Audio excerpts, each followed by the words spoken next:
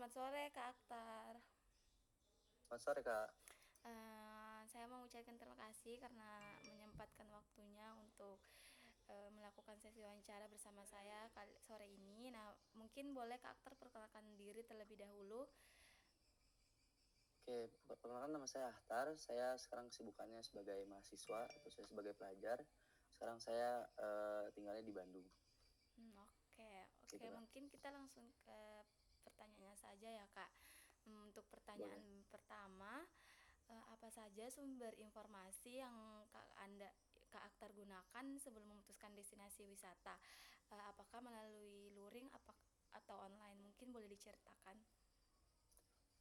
Saya sih biasanya yang pastinya dari daring sih kayak dari internet. Saya paling sering dari internet buat kayak nyari-nyari tempat buat destinasi wisata. Misalkan saya cari dulu di Google. Habis itu saya lihat kalau misalkan emang saya makin tertarik, biasanya saya mulai cari di Google Maps, lihat review-review orang. Dan kalau saya emang beneran udah penasaran banget review-review dari orang lebih lengkap tuh biasanya saya lebih ke media sosial juga Kak, kayak misalkan TikTok, Instagram, atau YouTube mungkin buat kayak ngelihat secara langsung dari video gitu. Gitu sih Kak paling kalau saya. Oke. Jadi Kak Aktar banyak ini ya melihat referensi dari YouTube, dari TikTok gitu. Betul Kak. Oke, pertanyaan kedua, bagaimana sih pengalaman terbaik atau terburuk Kak Aktar saat mencari informasi website destinasi? Biasanya kalau pengalaman terbaik aku sih kalau dapat informasi, dapat apa website online buat informasi wisata gitu ya. Paling kayak aku tuh biasanya kadang kalau misalkan lagi nyari gitu tiba-tiba ada satu artikel atau mungkin blog atau mungkin suatu website yang dimana tuh dia tuh tiba-tiba ngasihin penjelasan tentang destinasi yang aku pengen datengin tuh itu tuh lengkap banget, kayak mulai dari tips-tips penting apa yang harus dibawa sampai kayak berapa harga-harga makanan minuman di sana misalkan. Itu detail banget dan itu menurutku sangat membantu banget sih, apalagi kayak uh, itu buat kita biar bisa calculate uang buat dibawa buat wisata kan. Nah kalau mungkin kalau yang terburuk sih kayaknya apa ya, paling yang gak enak doang sih, bukan terburuk juga.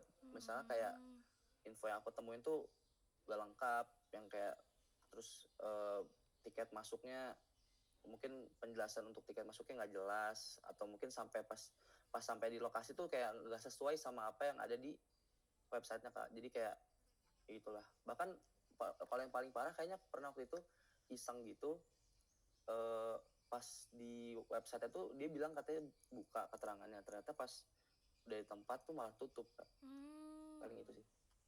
oh, oke. Jadi mungkin pengalaman terburuknya kurangnya informasi yang akurat ya sehingga Betul. kita sebagai pengguna kadang nggak sesuai dengan yang di deskripsi. Oke. Betul Nah, Kak.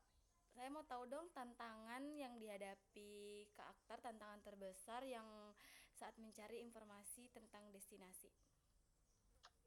Ya tantangannya sih pasti ya itu, susah, kadang ada beberapa yang nggak relevan dan juga nggak lengkap, sama paling ada juga yang dia tuh terlalu apa ya, kasarnya tuh terlalu banyak info yang dimana itu bikin kita tuh bingung, maksudnya karena jadi misalkan di website A dia tuh infonya kayak gimana, di website B tuh infonya tuh nggak sama gitu. Jadi kayak Hmm, ini ada yang bilang di website ini murah, di website itu mahal, atau di website ini ada yang bilang bagus, di website ini ada yang bilang jelek.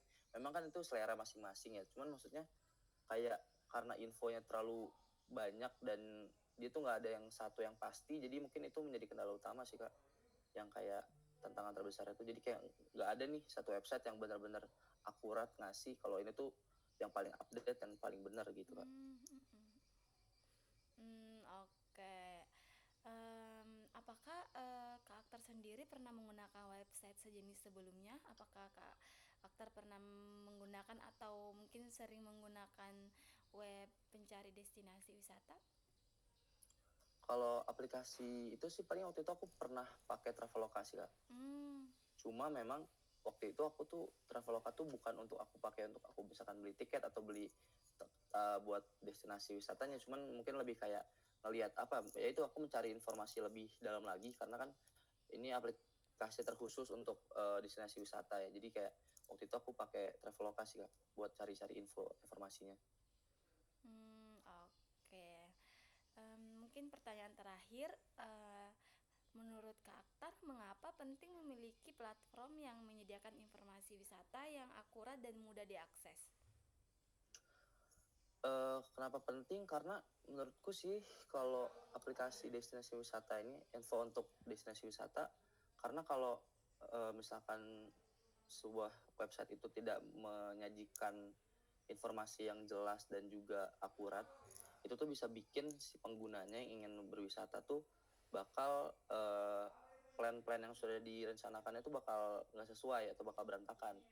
Kayak misalkan datang di hari itu tempatnya tutup atau misalkan budgetnya kurang, mending kalau lebih kan. Kalau kurang kan kayak kita nggak jadi wisata, terus kayak mungkin ya kalau dapat platform yang udah akurat dan mudah diakses sih pastinya bakal ngebantu banget sih buat kayak kita tuh wisata tuh nggak usah ribet, tinggal kayak gas lebih lancar dan kayak ya udah enak gitu kan gitu.